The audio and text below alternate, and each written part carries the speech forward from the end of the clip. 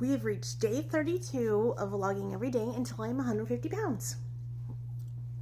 And it's Monday. Happy Monday to everybody. Today, I think the weight loss journey, I think today was a decent day. I wasn't overly exhausted. I took my vitamins like I was supposed to.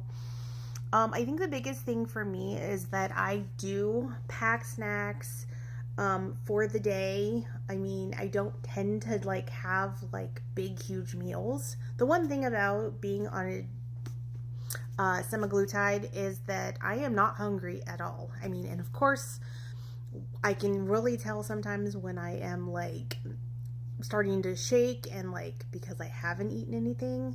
So I definitely make sure and try to at least snack often, because I don't, because when your body wants to pretty much say oh my God, I don't have any food, you start shaking, you feel woozy, you start sweating, you start you're so hungry, your body is eating itself. That is why whatever I eat, I can eat whatever I want. I mostly try to stick to proteins the most because, or somehow a keto type mentality.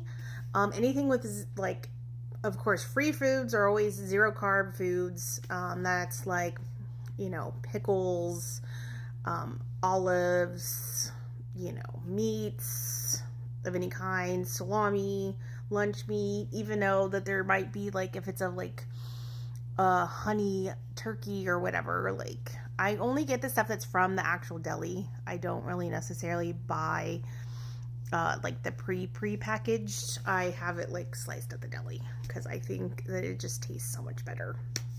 And it's actually not as expensive.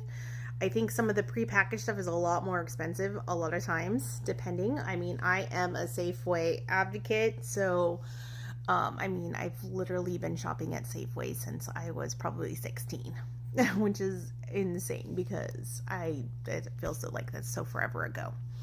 Especially when now I have an 18-year-old daughter. So I feel really old.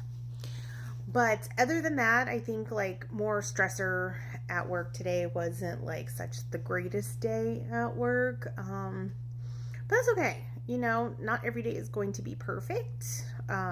Definitely trying to get a lot done since this is a shorter week because we have 4th of July coming up. So that's always kind of exciting. I mean, the weekend seemed to fly by, but the week does not fly by. Tomorrow I have chiropractic, so I'll be going in to work earlier so that I can take my lunch at the end of the day, which is for that appointment from my car accident, because my back is jacked up and that doesn't help my cause. But today just took it easy, made dinner tonight. I made burgers. I ate the majority of it because I didn't have any large meals throughout the day. I do eat breakfast, usually when I get to work. Usually have a protein pancake. Literally going from a protein pancake in a cup that's a decent serving size from I used to have potatoes every day. So, and everybody would always get down on me oh my God, you should not eat potatoes every day. Even though I love potatoes. But I am upping my protein and doing other things that are in that category of more protein. And I am willing to not skimp on having what I want when I want it, because I don't necessarily eat a lot, and everything in moderation. I'm going to be a happier dieter if I can have what I want, even if it's a small amount of something, because you tend to stick to things a lot more in those cases. And if anyone else that I know that have been following this journey probably would agree as well, that to stick to something, you can't really necessarily deprive yourself. But like I said in a few other videos, that with having a diabetic daughter, most of everything, we've learned to eat zero carb stuff or make things that are very similar, and finding different ways to eat a lot of the foods that you love, but just in a different way. Like for instance, a like great ice cream hack. That's my favorite because I love ice cream and I'm not going to necessarily want to give that up, but there's a couple things that you can do. Now, whipped cream honestly is 1 to 2 carbs per serving, if that. Most of them are 0, so it's a free food. So with that said, all you do is you could buy a tub of the whipped cream in the tub, put it in the freezer, and scoop it like ice cream. Honestly, it's actually tastes a lot sweeter than ice cream sometimes, and it melts just the same. It can be creamier. There is an alternative if you're not big on whipped cream. They do make a coconut whipped cream, which is completely 0 carb. You could freeze that too and use that as ice cream. And then like you can put like maybe a little bit of your favorite candy, or like a few little M&Ms, or even if like you want to just use I don't know, like if you're an almond fan, but I mean, of course, if you cannot have nuts of any kind, then obviously you're gonna have to find like an alternative of something else that maybe a little bit better, maybe a little bit of sprinkles, something, or just eat it by itself, because there's nothing wrong with that. But it's been always a great alternative to regular ice creams that have so many carbs in it anyway. Usually it's anywhere from 25 to 32 carbs per serving. So that's how, we have always gone. Everything, like I said, once again, carbs are all the sugar that's in all of your foods.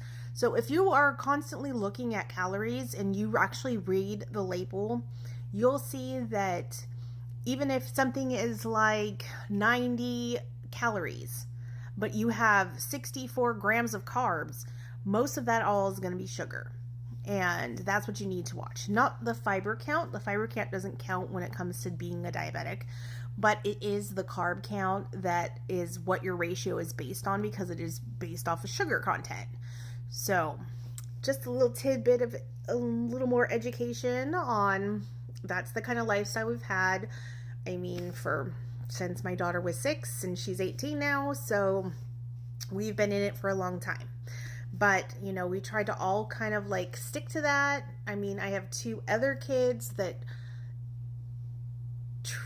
I don't know, we all kind of do a little bit of it, but, how are you going to support your sister if you aren't willing to do some of the same things? But of course, nobody's deprived. My diabetic daughter is not deprived of anything. She gives herself the right amount of insulin, and it's just,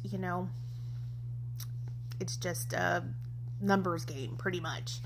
And you can have whatever you want, and you just cover it with insulin, and she's got a pump and it calculates it for her. So we used to have to do this all by hand.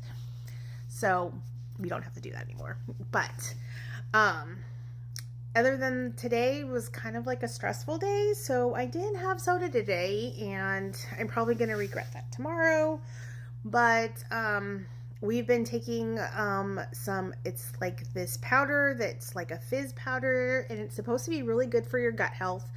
And it was highly recommended from my kids' uncle, who has always had stomach issues, and they swear by it. And actually for me it has helped, and even for my daughter, who does have stomach issues, because I think it's genetic and runs in the family. So here we are, trying to do whatever we can to make things better for everybody, no matter what it takes.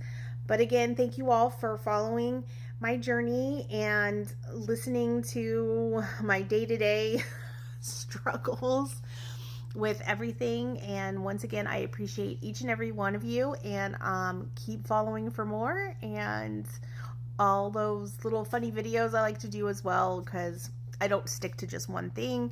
But of course, my main vlog is about my day-to-day weight loss journey. So here we are, only Monday, and Thursday is weigh-in day. All right, y'all, have a wonderful evening, and I'll see you again tomorrow. Have a good night.